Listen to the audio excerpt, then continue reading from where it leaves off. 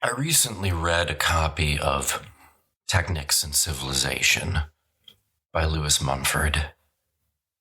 My father had read it, and so he gave me a copy as a gift. And it's an interesting book, and it's prescient, actually, in a lot of ways that it approaches our relationship with technology. As I read it, one of the more interesting concepts that I came across is this idea about how the monastic movement codifies the artificial concept that is time. Specifically, that through monasteries we see the creation of the first real functioning clocks. Why, though? Why would that be? Well, Mumford argues that, machines first come into being as a need to keep time. Monks and the monastic movement, they needed to keep time because the rule of Saint Benedict, which is codified sometime between the 8th and 9th centuries, you have to have an accurate accounting of time. And that's because Saint Benedict's rule organizes the monastic day into regular periods, sometimes communal, sometimes private prayer. There's a time for sleep. There's a time for spiritual reading. And of course, there's time for manual labor. In Latin, ut in omnibus glorificat Deus, quote, things that in all God may be glorified, end quote. Eventually, you'd see things like scribe work and other components, all things that we know of when we think of the monastic movement come into being. But all of this life was based on a rigid schedule that was really kind of unique in history up until this point. And I'm going to talk about this a couple of times. Labor and the idea of how you would go about your day was what we would say task-oriented. The vast majority of life is agriculture. You have whatever your task is for the day. Maybe it's sowing wheat. Maybe it's mending a fence. Whatever it may be. But your job is to complete that task. It doesn't matter when you start and when you stop. Time is irrelevant to the question of labor at this point.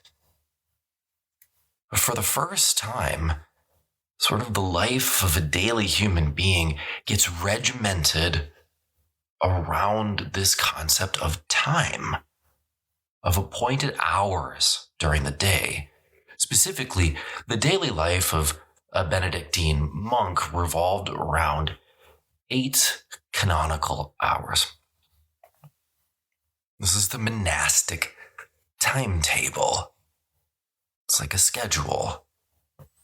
It begins at midnight with the service or the office. These are called offices of matins, followed by the morning office at lauds. It's supposed to be at 3 a.m. So there's 8 services. So it's every 3 hours to get 24 hours. Lauds and matins, by the way, weren't like quick, get up and say a prayer and go back to sleep sort of a thing. And I think you can tell already, monks don't get to sleep through the entire evening. These services could be long. Sometimes they lasted until dawn. Sometimes they were a chant. There'd be psalms involved, maybe even lessons. And of course, there's the celebration of tons of local saint days. And I'm going to get into the idea of the calendar in a little bit. After lauds, the monks would go back to sleep for a little bit, and then you get at 6 a.m. for prime. This would be followed by a service at 9 a.m. called the Office of Terce. At noon, you'd have sext. And then you'd be able to rest until the Office of None at 3 p.m. This was, of course, followed by a period of work, vespers at 6 p.m., and then compline at 9, and then they go to bed, and the whole thing would start over again. Over and over and over again. And it had to be the same. That was the key. You had to know that it was 3 hours between vespers and compline, or between any of the two successive hours. This is really unique in human history. Not even Roman legions were this regimented, and they were pretty regimented. And part of all this comes out of this desire to make sure that everyone's going to be saved, that everybody is doing the good works correctly in the Middle Ages. That's why this intense need to keep time is evolving. One of the big people who's so fascinated in making sure that his kingdom is a godly kingdom is Charlemagne. Charlemagne is absolutely desperate in the late 8th, early 9th century to make sure that not only his people are reading the correct Bible, they're being taught the right things, but that they're doing it at the right moments. He's very interested in seeing the monastic movement spread, in seeing schools and education reform and all these other things. All of it is to make sure that they're glorifying God, and not only that, but glorifying God in the right way. Because Charlemagne sees the opposite as being the potential conclusion that his people, his kingdom, might be condemned to hell. That is unacceptable. Remember, the medieval worldview is very different from our own. Everything that we might say nowadays is excessive religious fanaticism. For them, it would just be normal behavior. It's to be expected. The focus is on the life to come, not this current one. Because as historians have written about the Middle Ages, life in the Middle Ages is nasty, brutish, and short.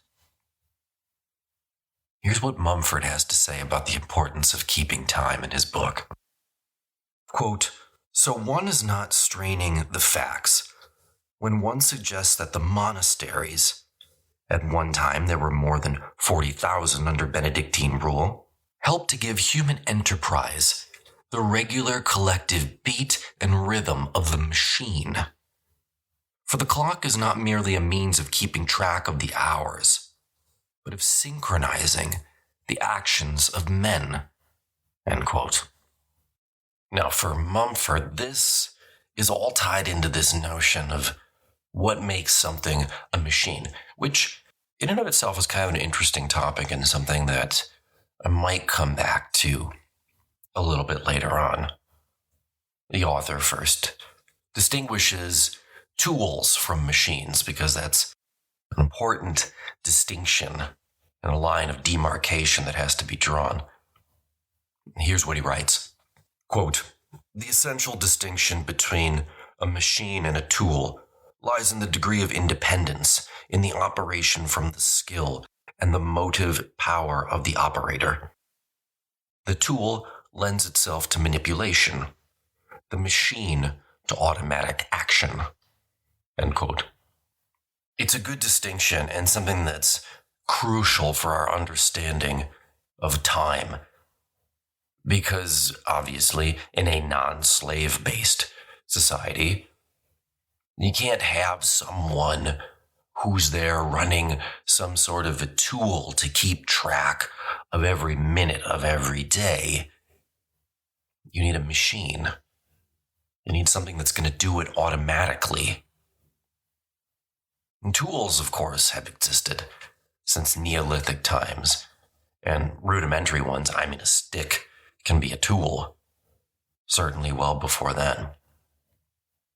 But for this episode, I want to come back to the idea of time. Because that's what I'm interested in right now. That's what the book got me interested in thinking about. Specifically the question of, okay, when did humankind come up with the idea of time? And then taking it a step further, how has our conception of time changed, since the ancient days, the land of the Pharaoh through the Roman Empire, monastic orders and monks keeping track of the different canonical hours of the day through the Industrial Revolution all the way to modern day smartphones. Because I think that there's something kind of interesting here. I really do think there's an interesting question to be asked, an interesting answer to be had when it comes down to how do we shape time as human beings, as a sort of global civilization?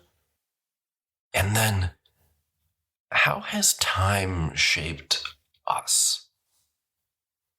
Because once you start to measure time, sure, then you can measure it in a sort of objective sense. But there are always going to be components of the system that are totally arbitrary. I'll get to them a little bit later on there. And since there's this arbitrary nature, then that means that we are controlling time to an extent. Just something maybe that you can't do with distance, that you can't do with weight, that you can't do with other things that you measure. And time is so ubiquitous in our world. You might not be affected by anything else that I talk about in any of these series, but you're affected by time. We all are. And to an extent, we're all affected by the arbitrary decisions that we've made and that have been made by our ancestors. So there's two concepts of time that I want to talk about today. The first I'm going to say is kind of like, it's like calendar versus the clock, right? Days versus hours, because there's two conceptions of time that have sort of dominated in human history. One is, okay, how do we measure time in terms of a yearly cyclical fashion? So how do I know when my birthday is? How do I know when a saint's feast day is? How do I know when a named day is in the Mayan calendar? How do I measure time in sort of a long game? So that's one. And then the second one, the one that I think is actually a little bit more interesting, is how do you measure time in a micro fashion? So how do we measure time, and how does time affect us in the hours and the minutes of a given day? That's the one that, believe it or not, I still think is more important than the macro level. At least today it is. But I'll get into that one in a little bit. I'm going to start with the calendar. We're going to start with the macro. We're going to get down to the micro in a little bit. Here's what Mumford has to say about this idea. Quote, "When one thinks of the day as an abstract span of time, one does not go to bed with the chickens on a winter's night.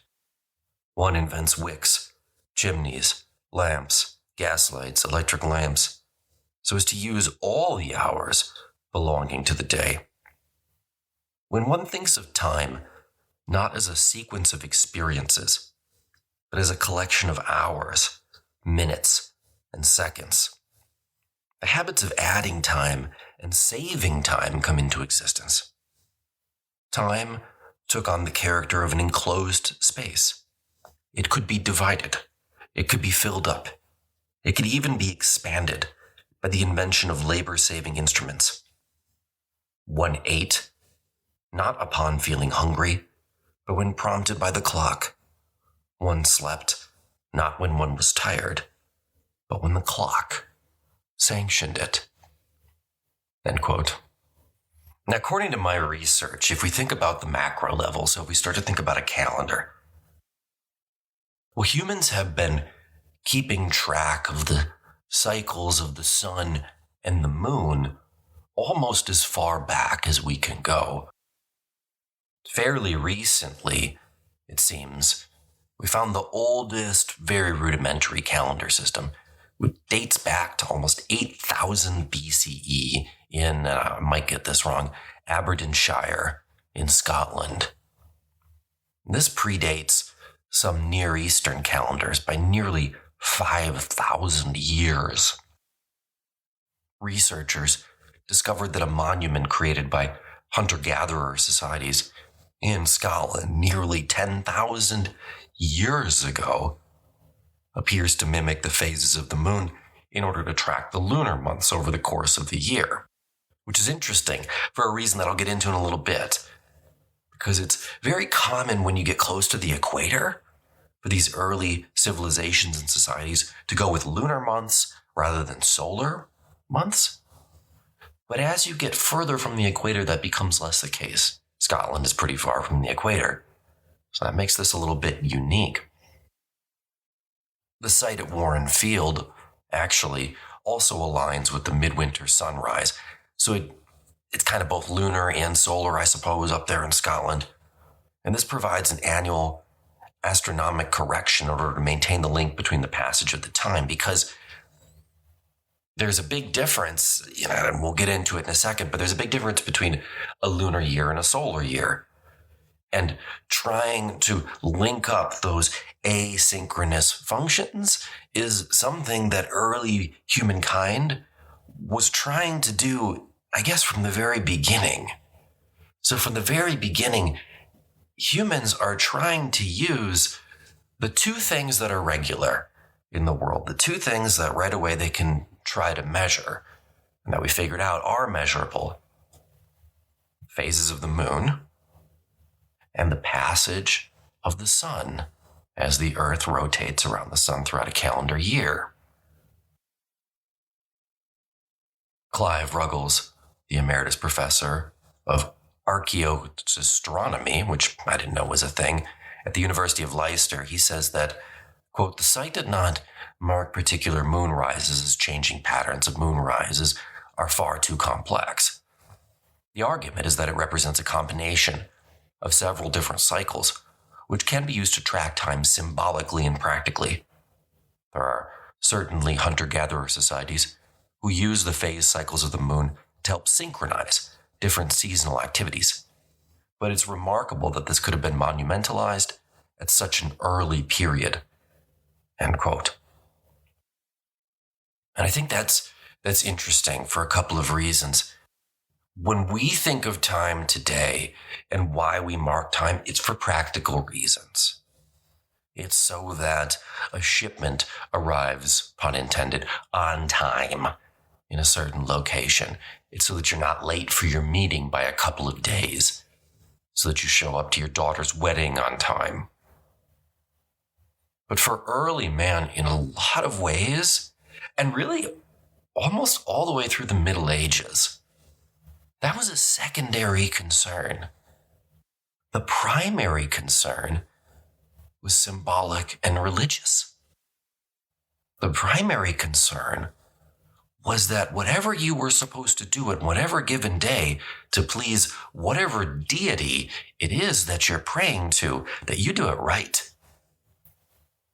Because all the way through the Middle Ages, the concept is that that deity is what is going to control what happens to you in life. So making sure that they are happy, or he or she is happy, or it is happy, that's your primary concern. And that's been the primary concern of humankind for the vast majority of our existence. Only up until very recently did we start to move away from this idea that the calendar functions to help us make sure that God is happy with us. That's something pretty new. Now, obviously, this 10,000-year-old system is extremely basic. We're talking about using monoliths here. It's there for telling time, but it can't even give you specific dates, and certainly can't even give you specific hours. Now, most of you, when you think of early man's ability to tell time based off monoliths, you probably think of Stonehenge. The earliest structures in what is today Stonehenge would have been predated by wooden ones totem-like poles which were erected probably, we actually think, between 8,500 and 7,000 BCE. But they don't even know how those totems would have related to what is Stonehenge today. Stonehenge itself is not even close to as old as the location in Scotland. It's only at about 2,500 BCE were these stones set up at the center of the monument. There are two types of stones that were used in Stonehenge. Larger ones called sarsens and smaller blue stones. The larger stones are erected in two concentric arrangements, an inner horseshoe and an outer circle. And the blue stones are set up between each of these in a sort of double arc. Now, I do want to stress here, there are competing interpretations even today about what the purpose of Stonehenge was. Some scholars do contend that it is a possible solar calendar because the entrance faces the rising sun on the day of the summer solstice. So it could mark that out. But on the other hand, the location of remains around Stonehenge suggests that it could also be a possible burial ground. But as I mentioned before, as we get further north, we see how these solar calendars start to predominate more and more.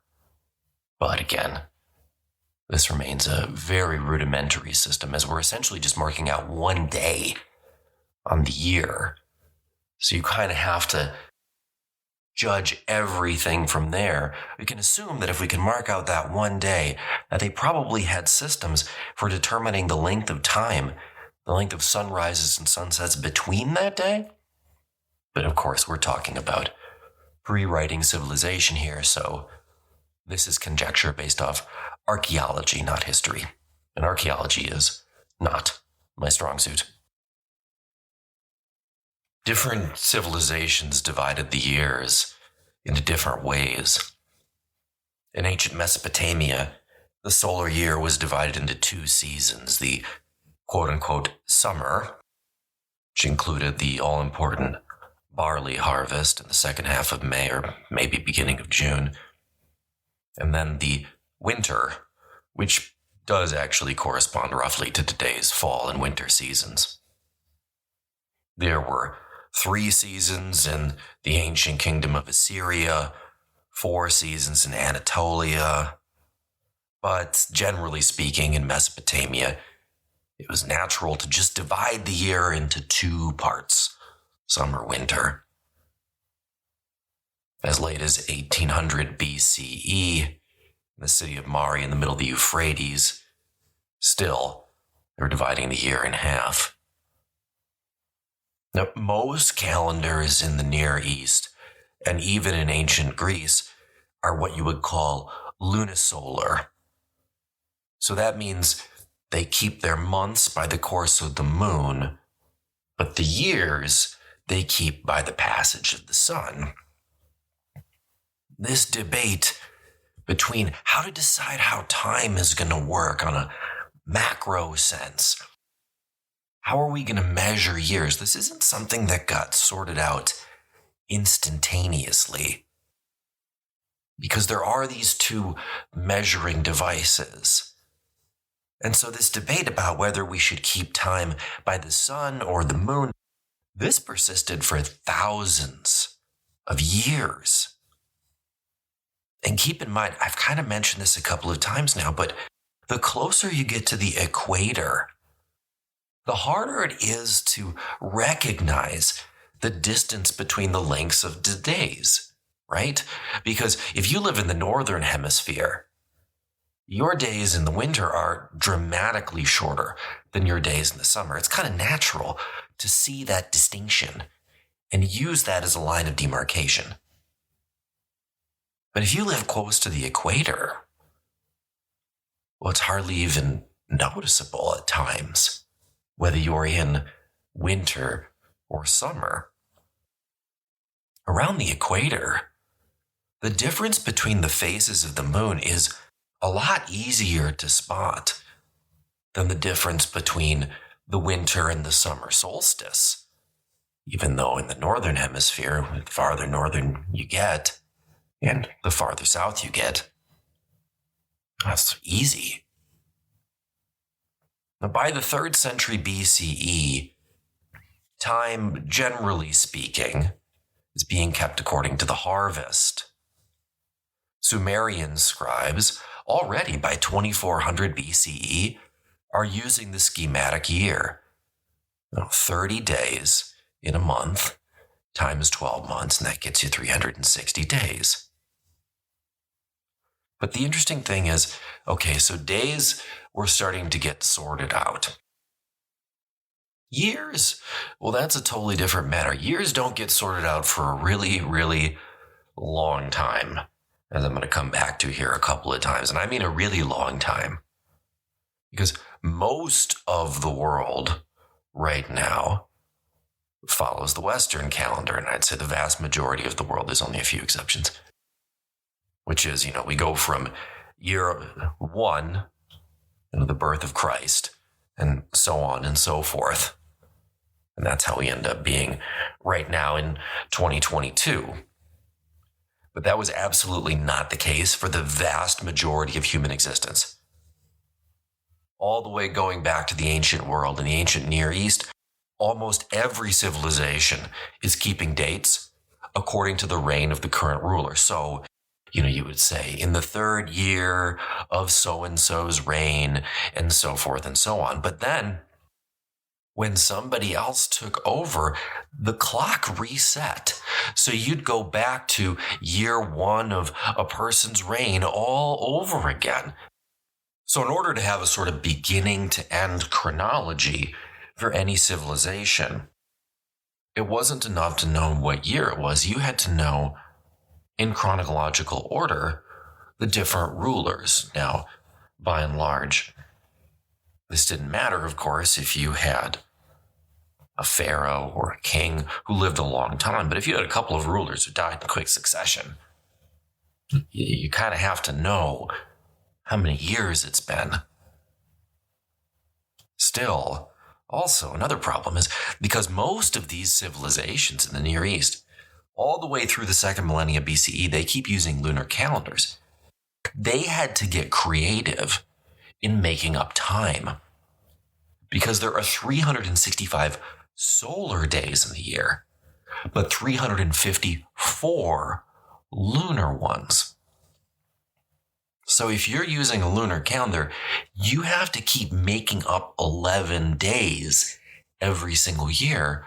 Otherwise, things very quickly are going to get off kilter. I mean, after only 3 years, you're going to lose a month. 6 years, 2 months, so on and so forth. It's not long before winter is summer and summer is winter in that situation, as we're going to see happens. Even in Greece, the earliest sources that we have, clay tablets going back to the 13th century BCE, and then the writings of Homer and Hesiod, these all imply the use of lunar months as well. Hesiod, we know, uses a reckoning determined by the observation of constellations and star groups. For example, there are references in the text that the harvest would coincide with the visible rising of the star group known as the Pleiades just before dawn. Now, the Greeks are kind of known for the invention of reason and for using logic to determine the answer to problem. But if they're using a lunar calendar, then the question, of course, becomes, all right, well, how are you solving the 11 days short problem? So what they did was, and a lot of people did this too, to be honest with you, they just threw in an extra month of a couple of days. And this is going to be so common. The Macedonians were using that system of, 12 months, about 354 days total. We're using a lunar calendar. They were using that all the way up to the 3rd century BCE. So Rome is fighting the Punic Wars at the time that this is going on. But if you're talking about calendars, nobody, and I mean nobody, in the ancient world, modern world, wherever, used a more elaborate calendar system than the ancient Maya. The ancient Mesoamerica was this tapestry of cultures, and we don't know everything about the ancient Maya, and I think that's one of the reasons I've always been so fascinated by them. But if you want to think about different ways in which we organize our year and how we count those years, and what that says about us as a civilization, because I think this is one of those marks of a civilization where you can learn almost as much about their goals and aspirations, how they want to be seen, as opposed to what they are. But as I said, no one had a more elaborate calendar system than the ancient Maya. First of all, they had not one, but 2 calendars. They had a ritual cycle of 260 days, and then a yearly calendar of 265 days. Those 2 ran concurrently, so at the same time.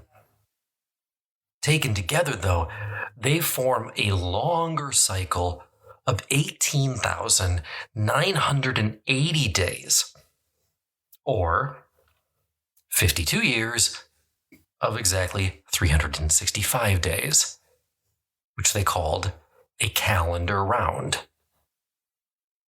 Now, of course, as I mentioned, we're kind of looking back at these calendars through the mists of the past, and you can't see everything, so you have to imagine that the lens is slightly out of focus because we have this huge gap between the end of the Mayan civilization and the arrival of Europeans. I mean, Europeans never really had to deal with the ancient Maya. Had they, I don't think Columbus would have gotten nearly the positive reception. So we don't know nearly everything about the 265-day ritual calendar.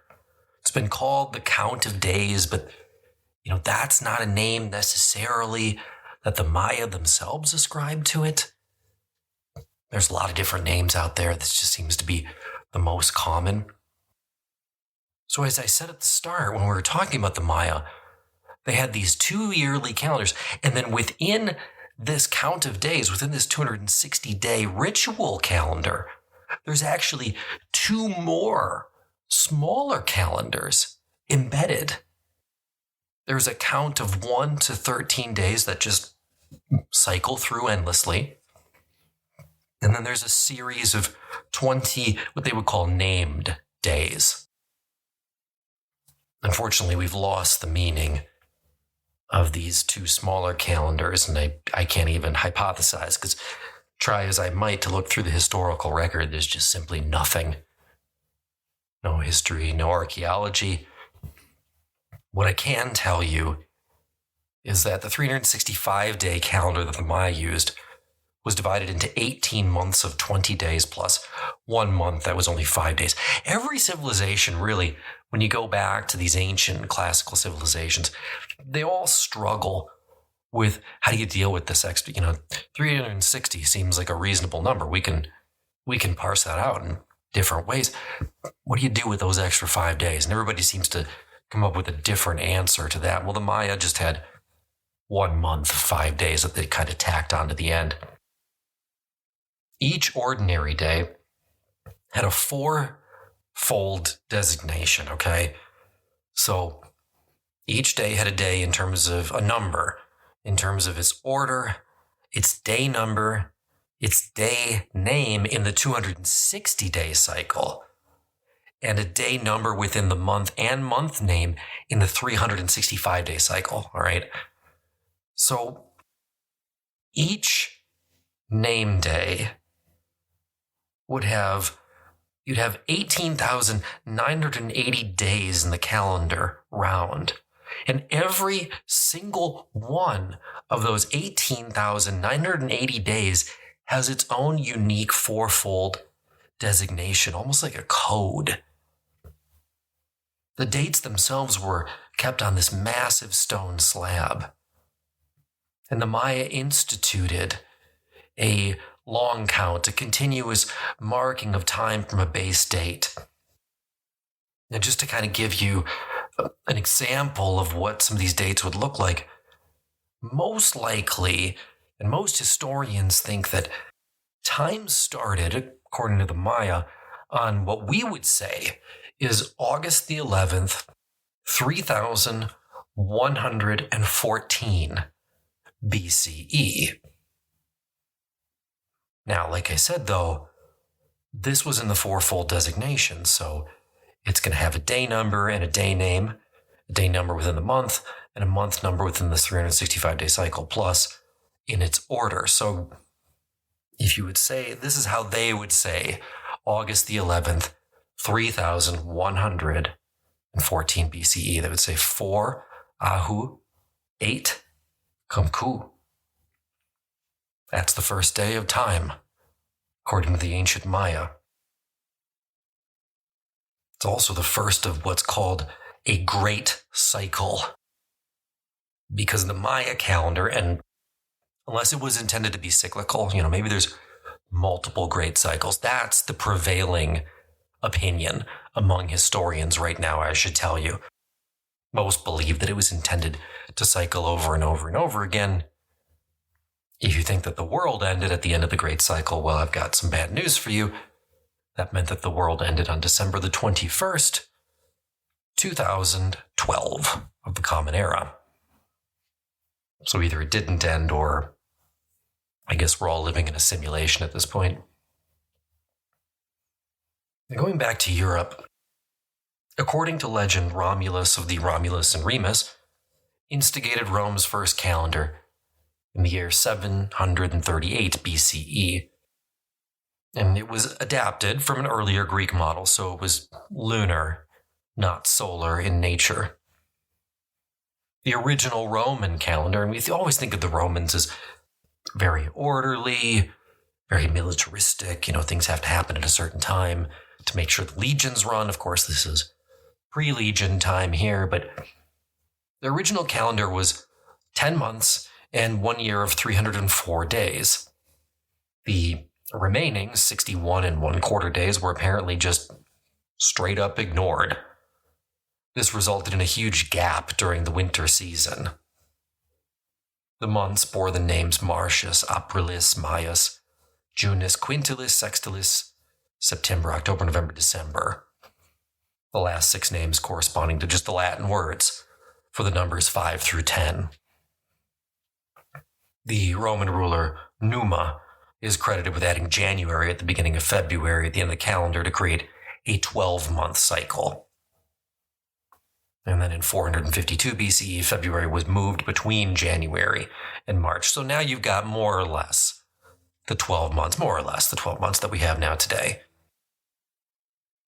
However, remember, the lunar calendar is 10 and 1/4 days shorter than the solar calendar.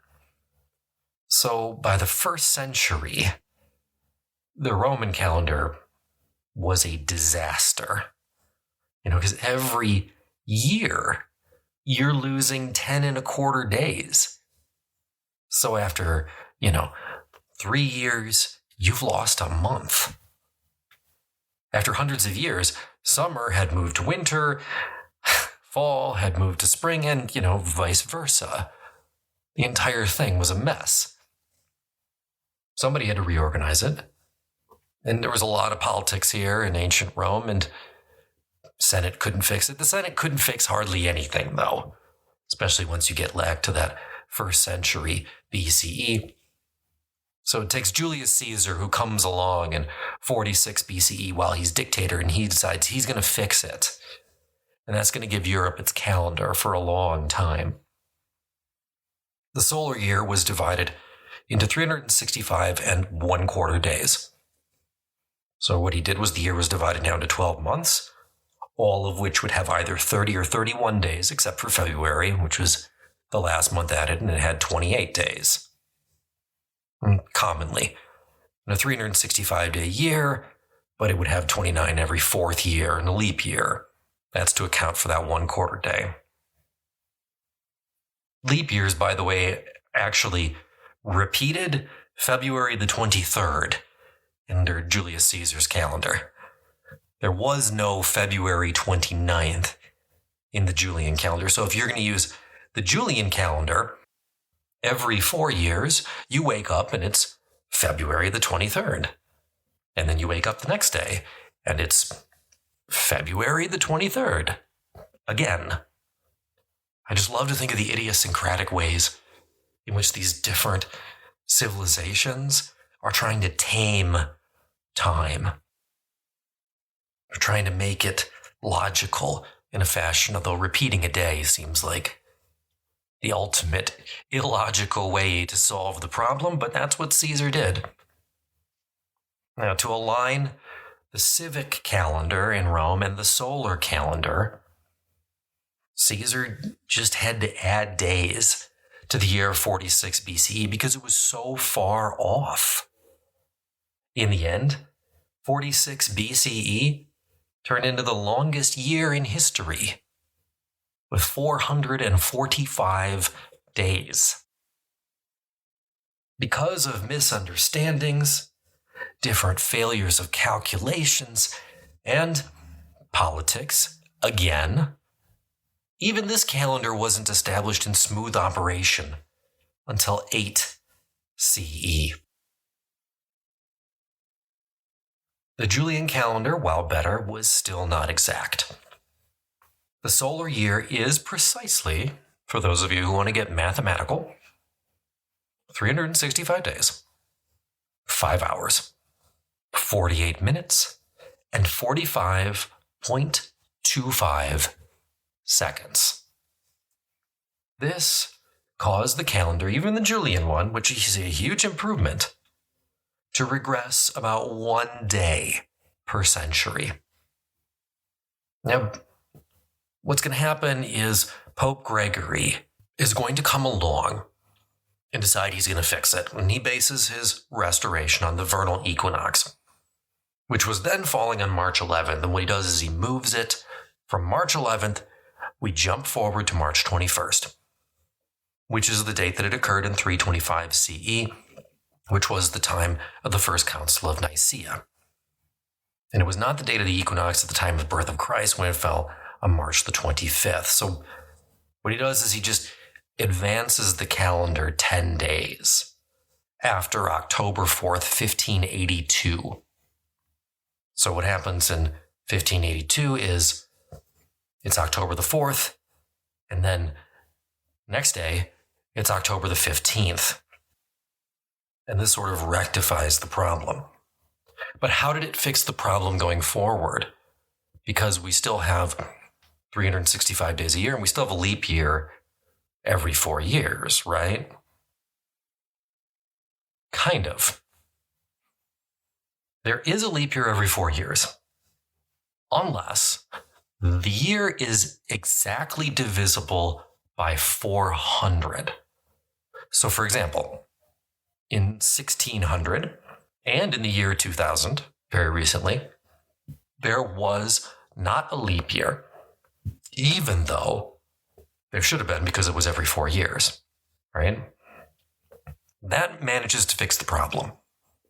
A further proposed refinement, the designation of years evenly divisible by 4,000 as common, would actually keep the Gregorian calendar accurate within 1 day if we were to run it for 20,000 years.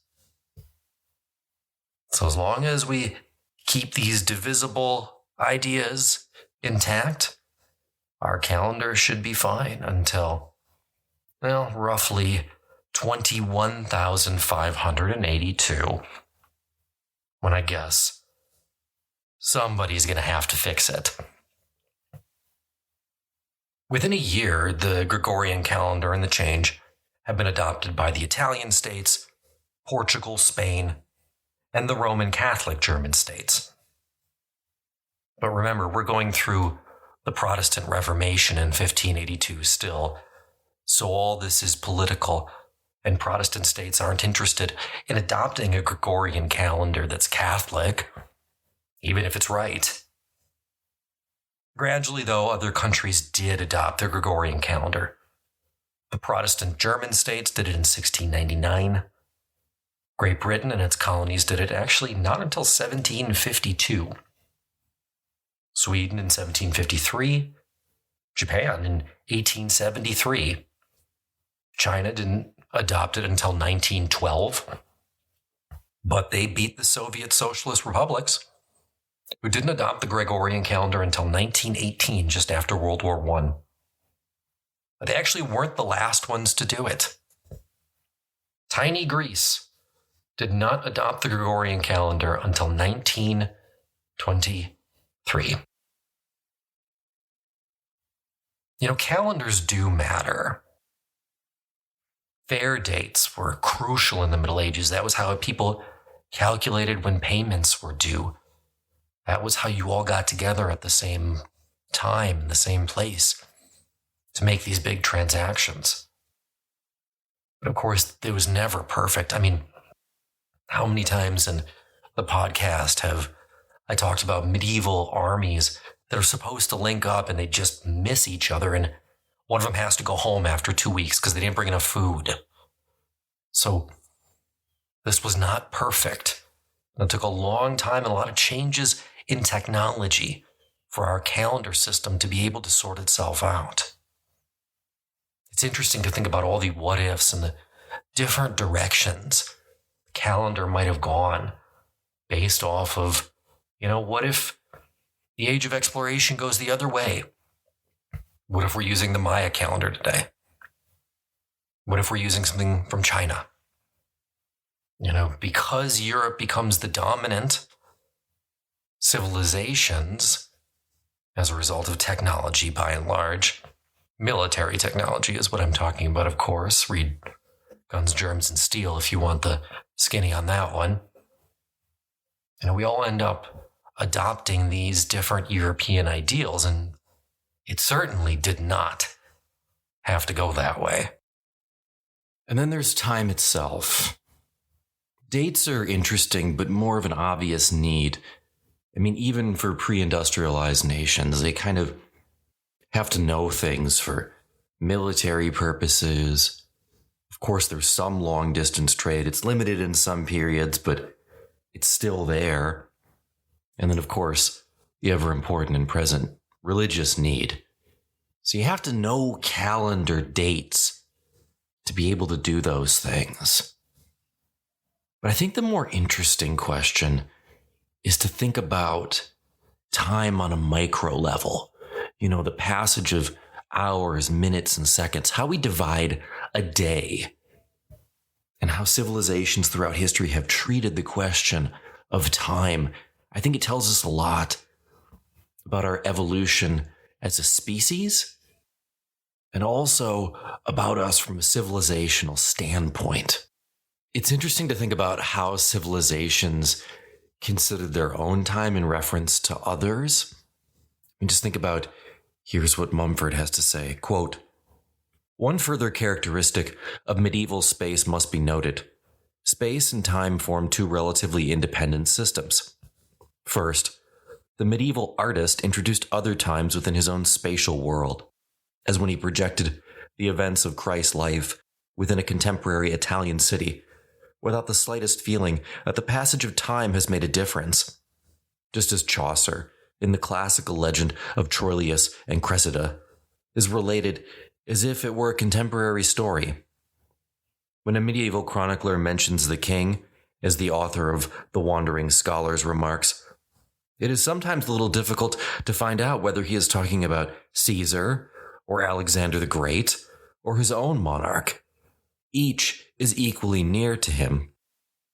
Indeed, the word anachronism is meaningless when applied to medieval art. It is only when one related events to a coordinated frame of time and space that being out of time or being untrue to time became disconcerting. Because this separation of time and space, things could appear and disappear suddenly, unaccountably. The dropping of a ship below the horizon no more needed an explanation than the dropping of a demon down the chimney. End quote. And of course, when you're talking about medieval art, he's absolutely right. Go and look at any painting right now, especially anything that, is of a military perspective from the classical age. Alexander the Great was still one of the most important figures in world history in the Middle Ages, even though it had been at least 1,000, if not more, depending upon what we're talking about when we're talking about the Middle Ages, since he had passed. But still, look at those paintings, and Alexander the Great, Caesar, it doesn't matter who you're talking about. They're all shown wearing whatever contemporary garb was at the time. It's something that we wouldn't do today ever. And it kind of illustrates the difference in which civilizations see time. I mean, unless it's a deliberate effort to try to modernize a story, you wouldn't have a story from the Middle Ages in which people are using smartphones, in which people are driving automobiles. It's just a different way in relating to the concept of time. It's also interesting to think about how permanent time has been. And what I mean by that is, since we divided time into, 24 hours a day, 60 minutes in an hour, 60 seconds there, it's been almost impossible to shake that. Revolutionary France in the 1790s, when the government adopts the decimal system. But even though the French are going to successfully introduce the meter, the liter, and other base 10 measures, all things that are viewed superior from a mathematical sense nowadays, France's bid to break the day into 10 hours, each consisting of 100 minutes, split into 100 seconds, well, that effort lasted only 16 months before it came crashing down. Time is just different. Obviously, people could tell night from day and noon from dusk. But what I'm really interested in here is historically, when did humankind develop an understanding of the time of day? And I suppose the other important question is, when did we have to? Because you don't bother to understand something if you don't need it. And that's when I'm going to come back to what I talked about at the very beginning of today's show, which is, Mumford, which is what got me on this whole kick. He thought this all happened during the Middle Ages as an offshoot of monasticism. When it becomes important, i.e. critical from the medieval standpoint, to know what time of day it is so that you can say the right prayer at the right time to appease an almighty and omnipotent God. Now, we can't go super far back on this question because we cannot have any sense of whether any civilizations had a sense of time prior to the invention of writing. So, unlike the macro level, when we're talking about the year, we have kind of a hard endpoint with this. There's just only so far back that we can go. I mean, the question becomes, how do you divide the day before you can even measure it? Time is an artificial and arbitrary construct in many ways. So how do you divide it up? Well, the ancient Egyptians tried. They placed 12 deacons, which led them to develop a system in which each interval of darkness and later on, each interval of daylight was divided into a dozen equal portions. These periods were known to them as temporal hours because their duration varied according to the changing length of the days and nights with the passing of the season. Right? Summer hours are long. Winter hours are short when you're talking about daylight. The only time when daylight hours and nighttime hours are equivalent is at the spring and autumn equinoxes. Temporal hours, which were then adopted by the Greeks and then the Romans, who spread them throughout Europe, remained in use for more than 2,500 years. Now, the first way that you could probably measure these would be with sundials, at least in a rudimentary sense and at least during the daytime. The oldest sundial we know, called the Gnomon, and I'm not sure if I'm pronouncing that word correctly, dates to 3,500 BCE. But if you look at it, and you can Google it, there's pictures of it online, it's very, very rudimentary. By the 700s BCE, the Egyptians were using better sundials to divide the system that they created, which measured daylight hours versus nighttime hours. But of course, we're talking about a system that has huge flaws and major limitations. You can't use them at all at night, and frankly, you can't use them probably on a very cloudy day. They do not work indoors, and they are not portable. In 280 BCE, the Greeks developed a device called the hemicycle. And that solved at least the problem of portability. You can move this. It's really simple. It's basically just a block of wood with a hemispherical opening. And when you hold it up, the ray of the sun points to the markers within the cube, and it's supposed to show you the time. So it's a movable sundial. Great. So now we can move it, but all the other limitations still existed. Rome, if you're wondering, actually didn't get its first sundial, that is the city of Rome, until 164 BCE, well after the Punic Ages. And I don't think we can understate again the importance of religion here. When it comes to early man, and certainly by classical times and medieval times, the need to know what time it was. As different, increasingly monotheistic religions start specifying critical times for prayer, then it becomes increasingly important to be able to tell the time. And this is really a development of monotheism. And so I think, to a large extent, Mumford is right. Although, we need to talk about Christianity and Islam. Because for the first time, these monotheistic religions are saying it's not just enough to have a feast day. Pagan civilizations had a lot of feast days. And Christian ones will as well. But more than that, they're going to specify, no, there's a really specific time during the day when you have to do this.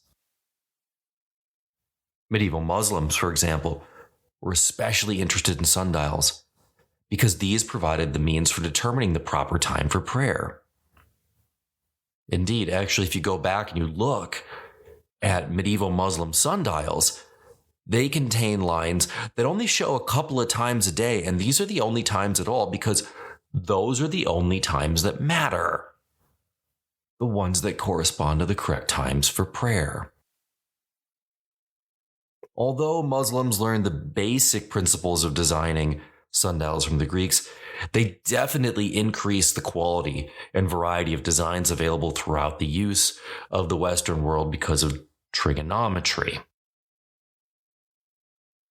So how does Christianity start to push Europe toward the clock, or, for that matter, a more regimented view of time?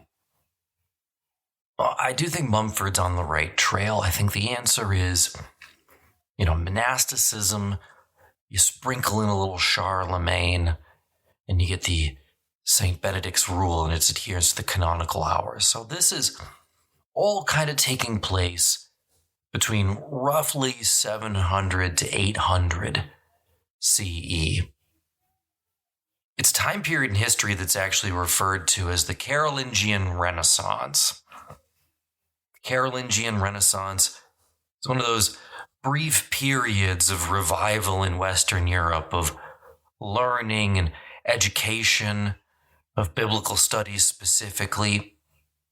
The theologian and teacher Alcuin is brought in to Charlemagne's court where he's supposed to standardize everything. Now, of course, the Carolingian Renaissance also happens to take place, kind of in the period between when you have a lot of different Germanic groups migrating into Western Europe, brings down the old Roman Empire, but you don't have the Viking raids yet. So we have this little tiny sliver of space within which we can see an itty-bitty Renaissance, I'll almost call it. Now, a lot of the emphasis of the Carolingian Renaissance was in education reform. Also, in writing, you'll be interested maybe to know that it was during the Carolingian Renaissance, and specifically Carolingian script, when sentences got punctuation for the first time. Go back and try to read an original Latin manuscript from the 3rd, 4th centuries. It's almost impossible. It looks like a text of computer code. You have to kind of just know when the sentences begin and when they end. And so Charlemagne, in his desire to try to make things more uniformly pleasing to God, because that's kind of the goal here, is how do we make our Bible study and our practice of Western Christianity uniform across the Carolingian, that is Charlemagne's empire. Because if we can do that, then we're going to be overall more pleasing to God. So that's the structure and the idea. So there's this idea of how do you codify everything. And by the way, King Alfred in England is going to try to do just about the exact same thing. Now, writing and time, I think, are linked in this way. Both are somewhat arbitrary means, especially when you're talking about vocabulary, of putting order to the world around us. And medieval cosmology was all about order. You've got the 3 different groups in the medieval world. You got those who fight, those who pray, and those who work. You have the body politique, and you have all of these ideas about how God's perfect cosmos is supposed to work at a time when you could look around and say that almost nothing is working. And all this then sort of drives into the idea of the rule of St. Benedict and the canonical hours, which means that we do need to know what time it is because we have to say the right prayer at the right time. So in this case, purpose drives invention. But to be honest with you, looking back at it, it's not the purpose that I would have expected. I would have thought that military necessity or maybe commercial exigency would have been the impetus for the invention of the clock. But that's me making a mistake, and I think a lot of people make the same mistake, so I'm not alone here. I'm putting my own current Western ideals and I'm stamping them on what would have been an ancient society, a medieval society at least, but ancient in many ways in terms of its outlook on the world. Religion was super important. It was the most important thing to just about everybody, other than maybe growing enough food to eat, in the medieval European world. Christianity was it. It was the most important thing that people used to regiment their lives. So Europe has to be able to tell time now, really for the first time ever. So how does Europe get from the need to tell time to the ability to do so? Well, Europe's had some clocks for centuries. At this point, water clocks have been around since 1417. That's the oldest one that's ever been found, BCE. These are simple stone vessels that just allow water to drip at a constant rate until the cylinder would be filled. Usually there'd be 12 of them, and you get 12 hours. Of course, this is a huge advantage to the sundial because you can use it at night.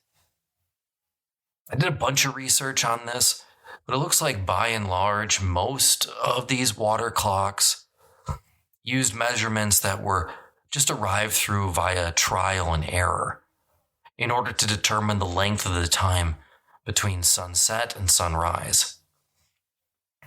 Now, the key to developing the mechanical clock is something that's called an escapement.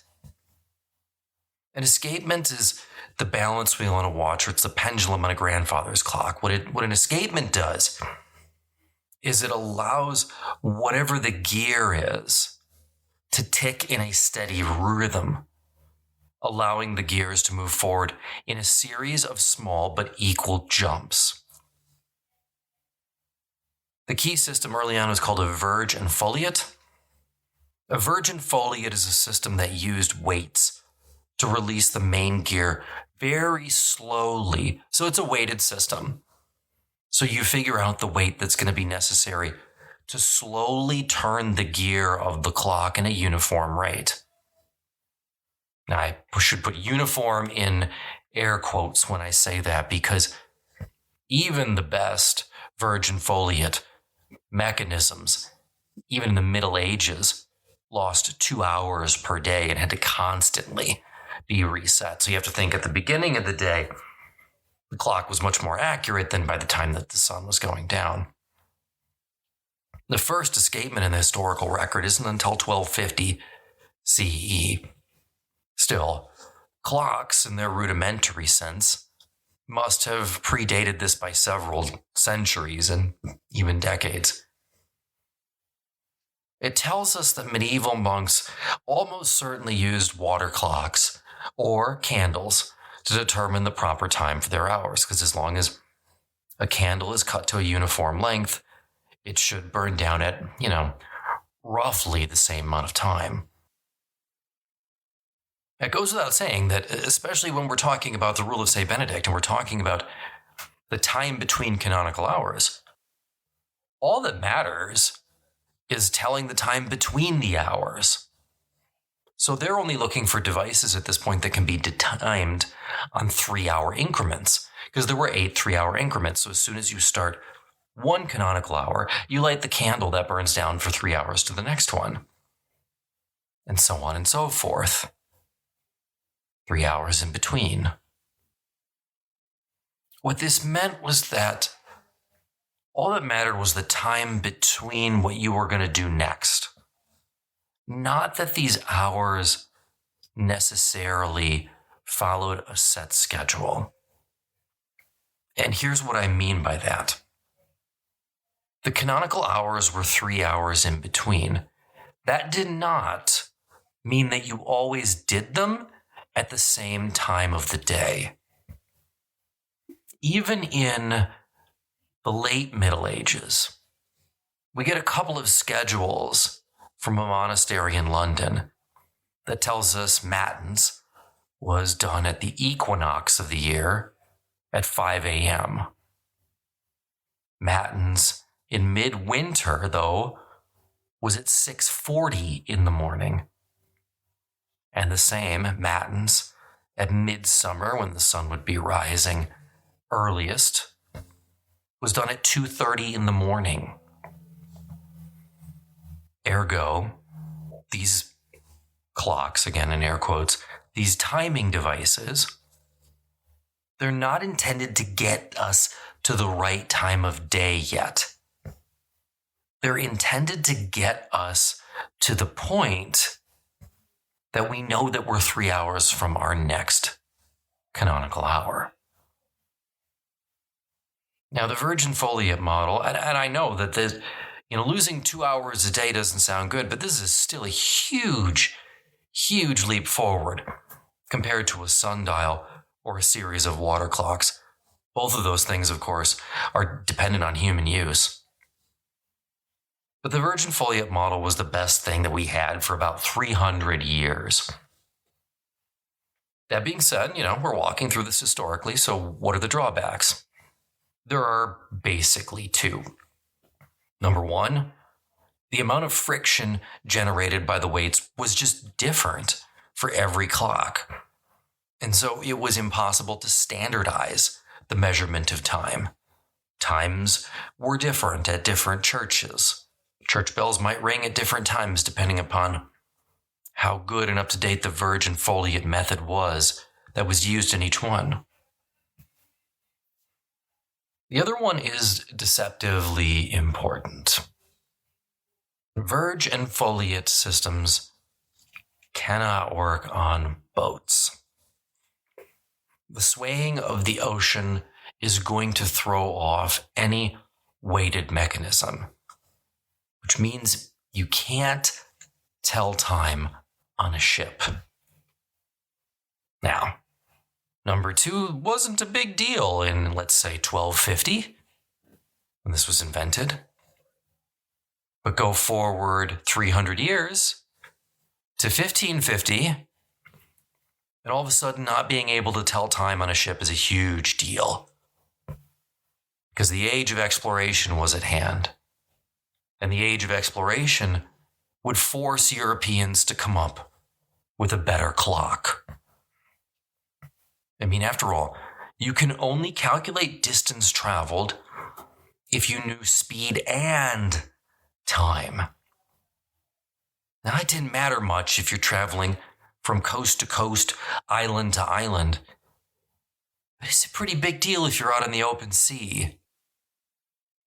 If you're trying to determine when you need to turn your ship from, let's say, west to south, because you're trying to hit Barbados or Cuba, you kind of need to know how far you've gone, or you're just going to run smack into Florida, or turn too soon and just sail right down until you hit Brazil. This is a big issue. Plus, when you're traveling north to south, the sun changes position as you get closer to the equator. So trying to use sundials and items that use the sun to tell time become really difficult. So how did Europeans tell time on board ships? Early on, to an extent, they just didn't. Navigators found ways of sailing without having to measure longitude, which is much harder to measure without time than latitude is. Starting with a given position, the navigator measured the speed of the ship and the speeds of the ocean current. From this information, the navigator could at least come up with a rough estimate as to the course and the distance the ship had covered. And believe it or not, thanks to the skill and experience of most of these navigators, this educated guesswork, which is known as, quote, dead reckoning, end quote, is often very accurate. Now, as I mentioned, the good news was that measuring latitude, the north-south axis, could be done without an effective clock. So going from Portugal to Cape Town was a lot easier than going from Spain to Hispaniola. As uniform hours start to come into being, though, the question arises as to when to start counting them.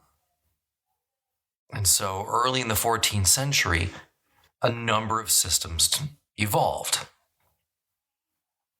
The schemes that divided the day into 24 equal parts, varying according to the start of the count. And this is kind of the difference, right?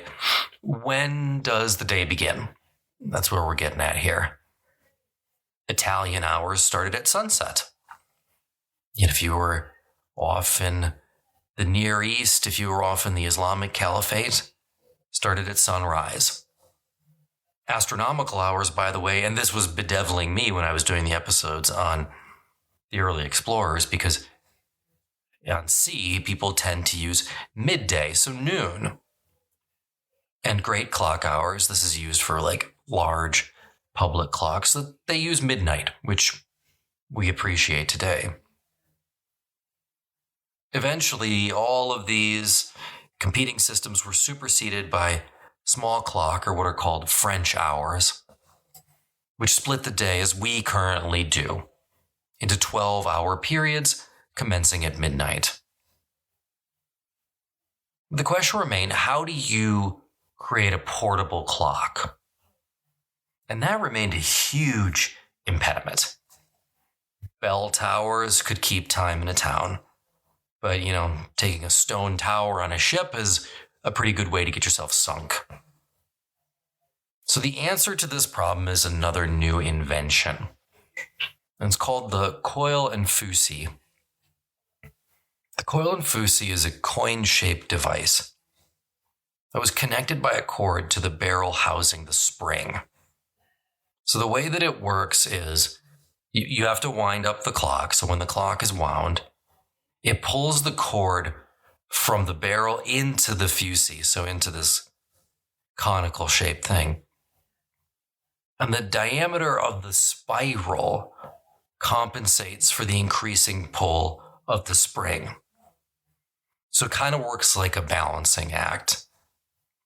Early on, there's not going to be as much pressure overall on the fusee because it's wound so tightly. But as the spring unwinds, there's going to be more and more pressure. And this mechanism effectively equalized the force of the spring on the wheels. Thanks to this, clocks can now move. This wasn't the only system that was being used, though. A young Dutch astronomer and mathematician named Christian Huygens devised the first pendulum clock on Christmas Day in 1656. Huygens devised a pendulum suspension that caused the bob to move in a cycloid-shaped arc rather than a circular one. Circular arcs were inferior. No matter what they did, no matter what the inventors did, they gained and or lost time. This new invention allowed the clock to oscillate in the same time, regardless of its amplitude. Now, pendulum clocks were a huge step forward. They were about 100 times as accurate as their predecessors, reducing a typical gain or a loss of 15 minutes a day all the way down to about 1 minute per week. So you go from losing 15 minutes a day to 1 minute per week. That's a huge change. You're going to be a lot more accurate. And again, compare this to some of the earliest weight-based clocks that were losing 2 hours per day. In our modern world, we're kind of used to technology constantly evolving and fixing our problems. But you have to remember that we're still pre-industrial revolution here. So going from 2 hours lost to 15 minutes lost to 1 minute per week, that takes hundreds of years, but it's huge. Huygens' invention changed not only clocks, but the European home. For the first time, clocks came into the home as pieces of furniture. And so time transformed the way people designed their homes. And this meant for the first time in history, time was kept by individual families rather than by the community as a whole. But once again, the age of exploration created as many problems as it solved. Now that humans could truly traverse the globe, time had become universal. In other words, the day has to begin somewhere. There had to be one place in the world where the clock struck midnight and the day began. The only question was, where? 24 time zones now flow outward from Greenwich, England. Because of those, we can travel the globe. Because of those, massive corporations can conduct business on an international scale. But it's a relatively recent phenomenon.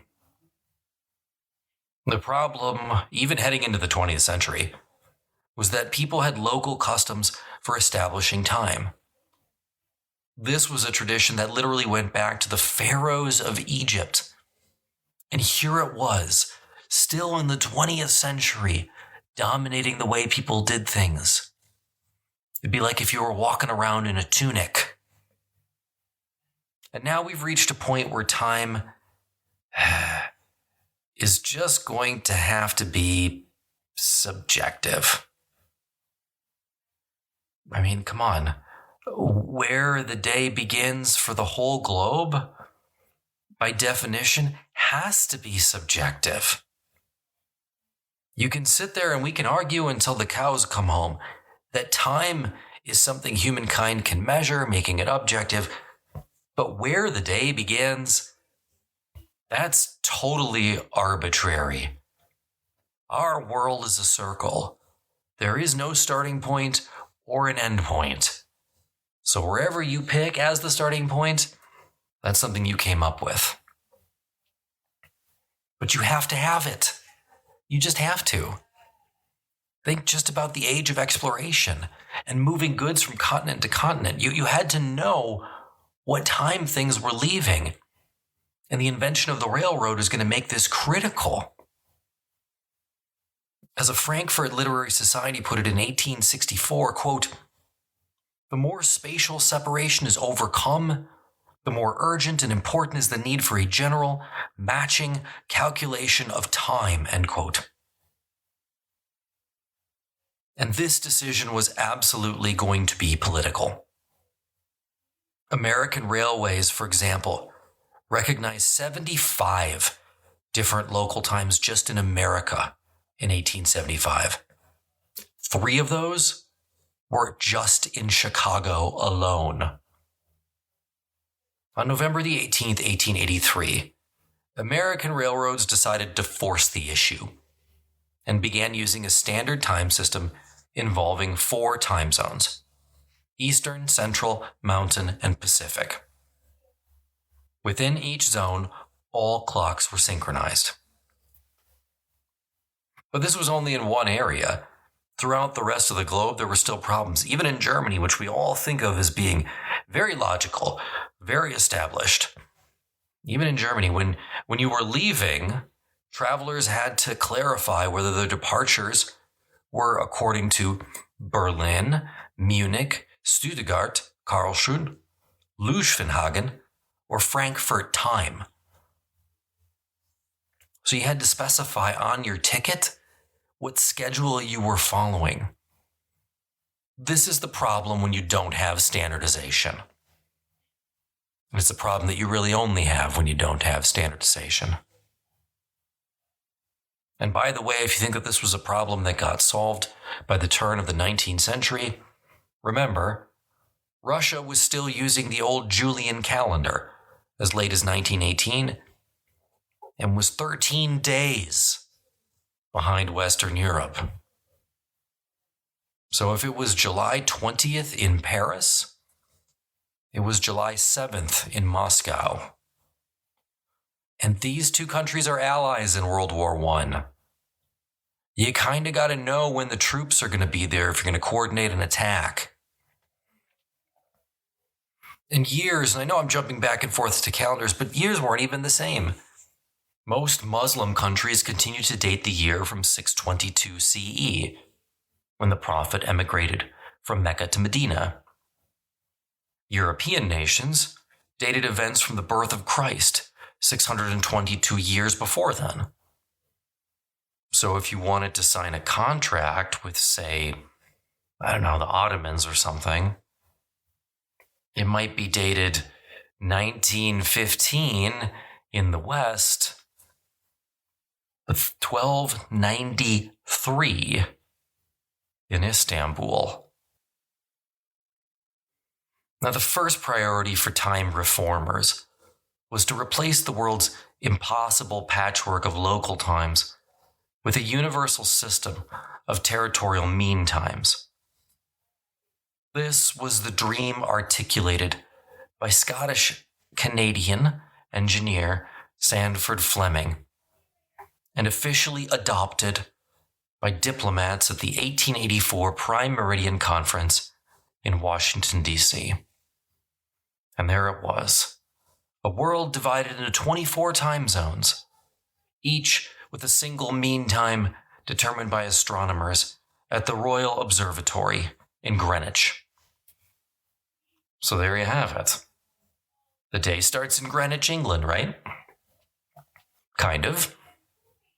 France, amongst other nations, refused to go along. They were fine with the standardization of time for the world, but they argued it should start in Paris, not England. Paris was the center of the world. not some place in England no one's ever heard of. So France adopted a nationwide, not international, mean time in 1891. Amazingly, it wasn't until the middle of the 20th century, so we're talking like 1950, that most of the globe adopted Greenwich Mean Time. And time zones within countries remain a national question today. Russia, the world's largest nation in terms of land mass, has 11 time zones, while China, the world's fourth largest land mass, has just a single time zone. Before 1949, the Chinese had 5 time zones. But after the Communist Party came to power in 1949, the government required the entire country to operate on Beijing Standard Time for the sake of national unity. Calendar reform proved even harder. There were revolts in Bombay and Beirut when reformers pushed a consistent calendar. And this is, again, because this is a political question, 100%. And somebody is going to have to lose. When we decided to globalize time zones, time itself, calendars, it meant that everybody else was going to have to adopt what someone else was using. Of course, one option remained to just extend the Gregorian calendar to the entire world. Another, preferred by eccentric figures like Kodak, that's the camera, founder George Eastman, and Elizabeth Eichless, an American activist known in Europe as the Calendar Lady, was to start from scratch. Nobody wins, right?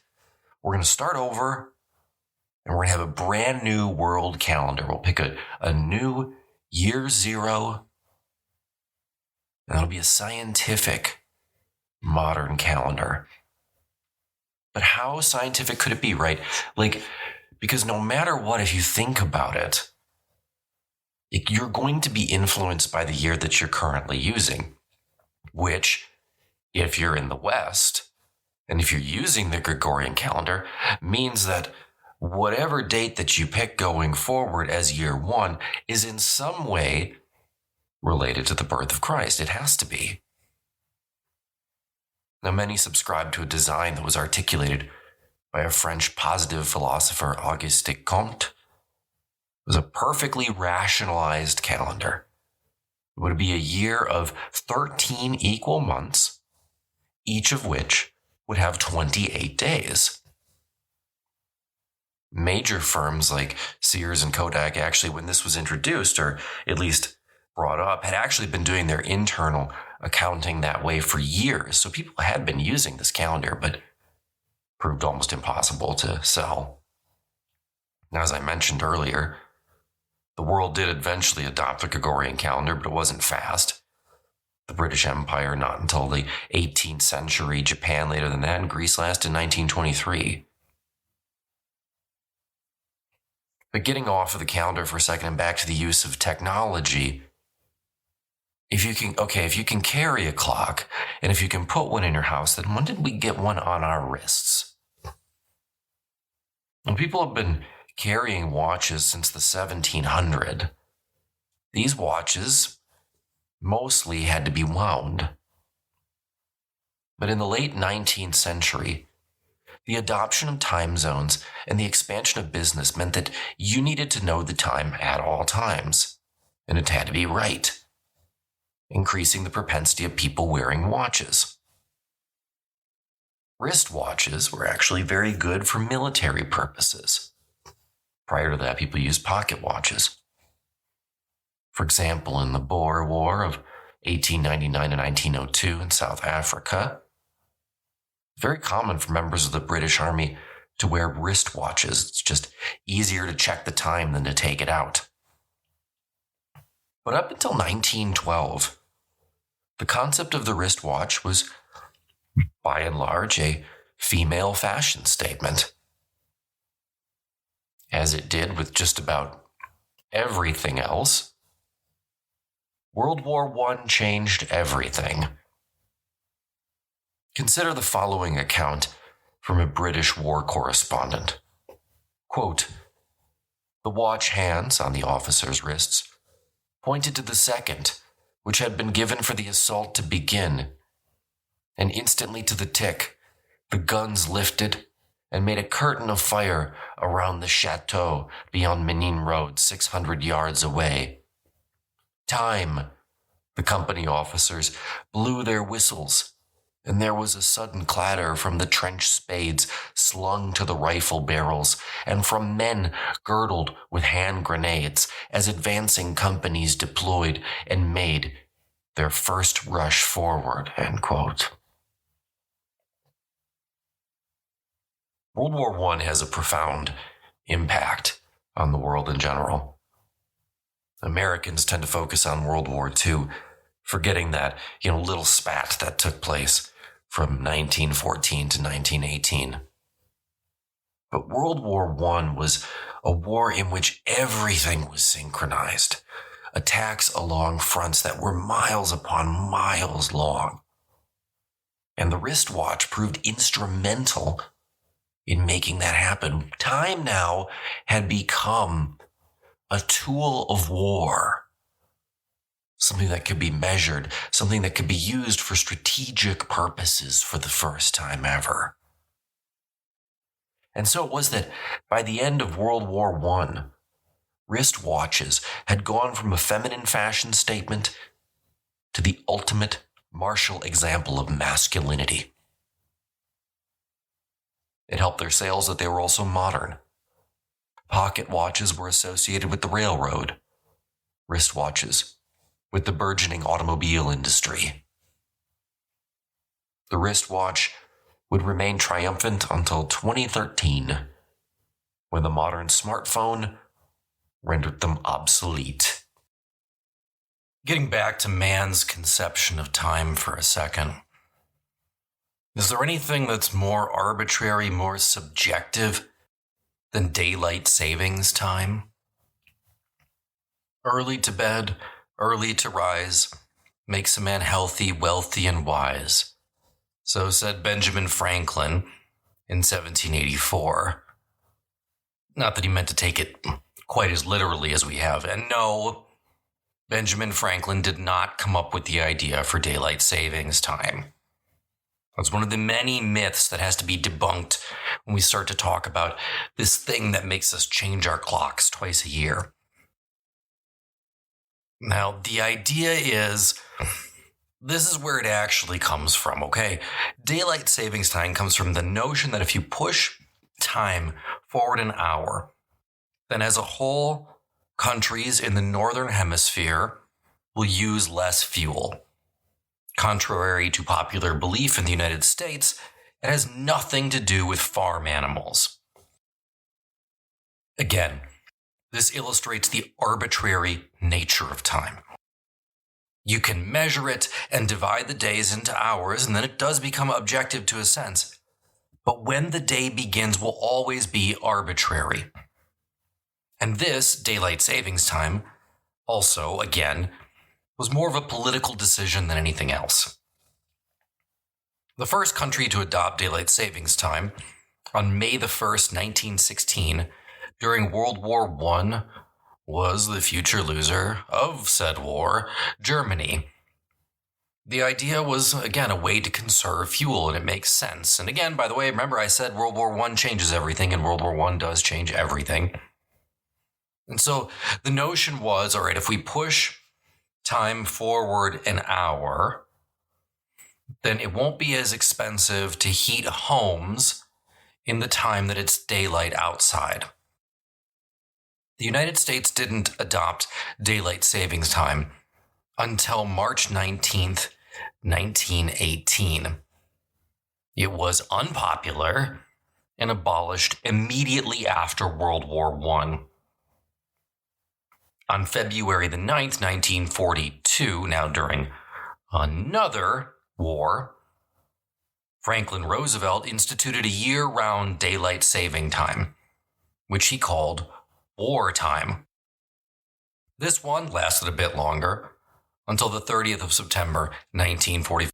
Okay, so up to this point, daylight saving time only is used in times of an extreme emergency, namely in the middle of 2 world wars.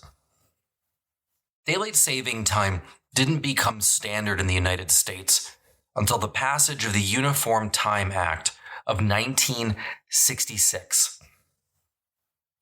That's right. For those of you who want to rail against daylight saving time, or those of you who want to claim that this is something that's been around since the Founding Fathers, daylight saving time has been around in the United States permanently for a little over 50 years at this point. The Uniform Time Act of 1966 created both that and standard time across the country within established time zones. The initial law said that clocks would advance 1 hour at 2 a.m. on the last Sunday in April, and then turn back 1 hour at 2 a.m. on the last Sunday in October.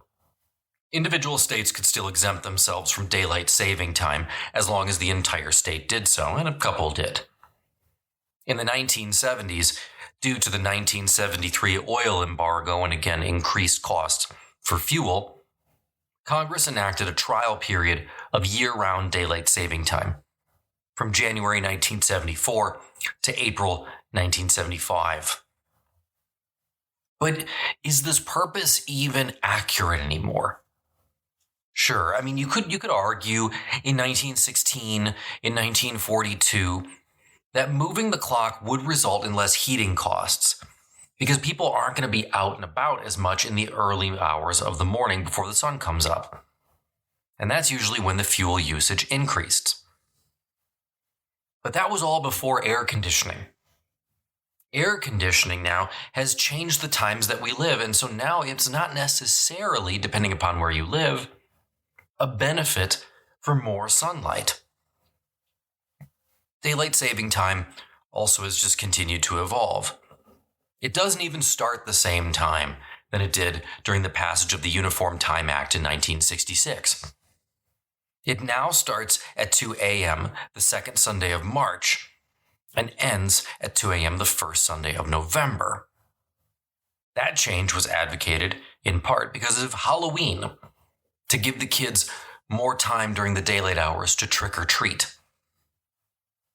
Only 2 states in the United States today do not observe daylight saving time. If you're in one of them, you probably know: Arizona and Hawaii. It's really interesting to see through daylight saving time how time shapes our behaviors, but also evolving technology shapes time. Because until you have the invention of the electric light bulb, a lot of these concerns regarding fuel usage and so on and so forth, those didn't exist. The invention of the electric light bulb and other inventions allow us to expand and change our day in ways that shift the way that we experience time itself. And there's no bigger example of this than the idea of time and the Industrial Revolution. Up until the Industrial Revolution, the workday was largely divided into tasks. You worked until you finished the task base for the day. In other words, the workday was task-oriented, not time-oriented. However long it took you to sow the wheat was however long it took you to sow the wheat. The Industrial Revolution would change time again, like the monks did in the Middle Ages, or sailors and explorers in the Age of Exploration. One of the most interesting aspects to think about time is to actually go to film. If you look at the film Modern Times, which is a 1936 Charlie Chaplin film about the dreary lives of oppressed factory workers in Depression-era America, it has Chaplin's character strapped to a contraption that feeds him automatically, leaving his hands free to continue working in the assembly line, like he's a cog in the machine. In the film, The scientists who are behind the feeding machine market it to the factory owner as a, quote, practical device which automatically feeds your men while at work. Don't stop for lunch. Be ahead of your competitor. The Billows feeding machine will eliminate the lunch hour, increase your production, and decrease your overhead, end quote. Time had been measured before, but it had never been monetized like it was in the Industrial Revolution. Think about how that changes how you value time, how you look at your day. In the Middle Ages, someone would not have thought twice about taking a long lunch if the day were hot or if they finished their task. You're all done harvesting oats.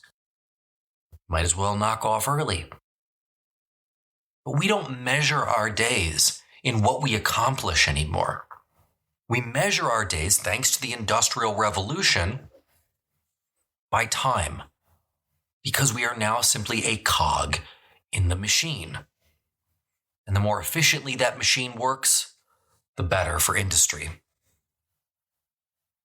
The other aspect to think about in the Industrial Revolution is that, starting in the middle of the 18th century, society dramatically changed and became much less rural.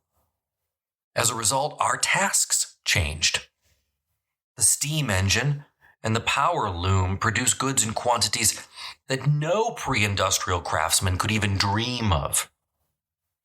Rural farmers, fleeing the depression in the countryside, went to the cities where they worked long hours, sometimes 12 to 16-hour shifts in brutal conditions. These were people who formerly had their day defined very much by the season of the year. Now, you're dealing with a set day. It's always the same. Start time doesn't change. End time doesn't change. And you work that time period, even if you're in the middle of a task when the time ends. Suddenly, as one contemporary wrote, quote, time was spent. It did not pass, end quote. We went from before the Industrial Revolution, when you slept when you were tired and you ate when you were hungry, to doing those tasks dictated by the clock. Factory owners would become obsessed with time, ironically, often hiding the clocks in their factories for more production. And this could get political too. Joseph Stalin thought the weekend was a bourgeoisie luxury. He abolished it in 1929 in a bid to transform ordinary Russians into good communists. So no more weekend. In the early 19th century, most Londoners didn't own their own clocks because they just moved here from the countryside where they didn't matter. But now they had to be up in order to get to work on time, not when they woke up naturally. So they hired knocker-uppers to get them up. By 1890, the time clock arrived on the scene, and now workers punched in and punched out, and time could be monetized right down to the second. The man who most embodied the industrial preoccupation with time was American engineer Frederick Winslow Taylor. He was active during the zenith of America's Industrial Revolution, so I'm talking about like mid-19th century, mid-1800s here. He dedicated his life to improving industrial efficiency and wrote a key influential book, The Principles of Scientific Management. In it, human beings and workers were treated as nothing more than part of a machine. But he gained followers, and Toyota was actually one of the most famous one of his adherents. From him, we get the saying, time is money. No matter how you look at it, from the beginning of human civilization until the present day, we've been shaping time, and time has shaped us. The way different civilizations approach the concept of time as both an abstract and sometimes fixed concept tells us sometimes just as much about the civilization as the buildings that they built. Time isn't something that we think of as malleable, as changeable. But when we step back and we look at history, we'll see that time has changed. Our days are not the same as our days in the Middle Ages, nor are they the same in the classical world or ancient Near East. Time just keeps marching on. Sometimes we change those marching orders.